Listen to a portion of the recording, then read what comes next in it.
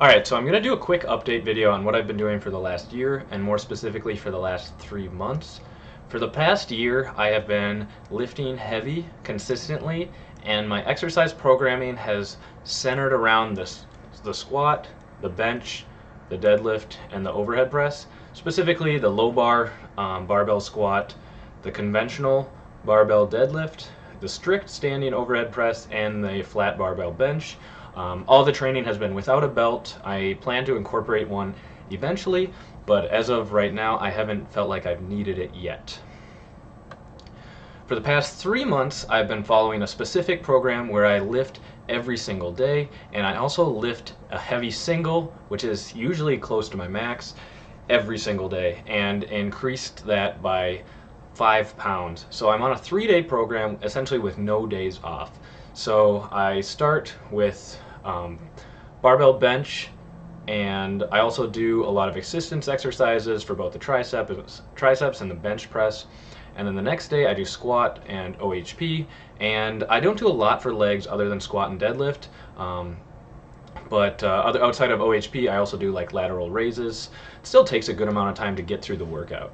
For the third day, I do conventional deadlift, and I also do weighted chin-ups, as well as some bicep exercises. I also do an exercise for calves every single day.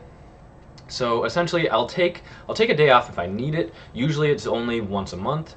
And the way I'm able to recover is by eating lots of food. For the first time ever, I am consistently at a caloric surplus. I follow a meal plan of around 2,500 calories where I know the macros and then just try to eat everything I can on top of that. One of the ways I'm able to get these calories in is I consume 6 servings of Gatorade during my workout, and that really helps give me the energy I need to finish it, as well as helping to get easy calories. One unique thing that doesn't necessarily have a correlation is I haven't had any protein powder for the past 3 months, where I've been consuming protein powder practically every day for the past 11 years.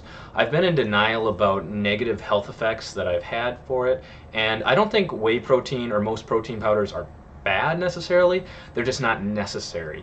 And I had been so tied to this supplement notion that I wouldn't make the same results if I wasn't taking protein powder, and more recently I found that not to be the case, as the only supplement I take currently is a pre-workout, which I use mostly for the stimulant properties, as I tend to work out very early in the morning. I plan to do more videos later on, going a little bit more in depth into our current programming, but as of right now, this has worked very well for me. If you compare it to my past videos about resistance training, you can see that I had a very different approach, and I don't think that necessarily nullifies all of my past advice.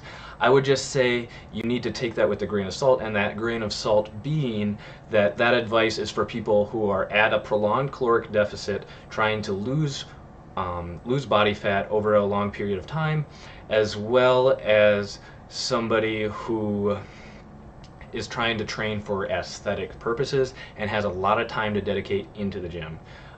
If you don't have as much time, and as well as if you're a natural athlete trying to reach their natural limit of strength and size, I believe the compound movements to be necessary and to train in a lower rep range. I've been training in a lower rep range where essentially none of my work is over 8 reps. A lot of my barbell movements are 5 reps or lower. And so I'll go a little bit in depth in future videos. I just like to get a speaking video out there because I know it's been a long time since I've uploaded. If you have been following this channel, if you're still subscribed,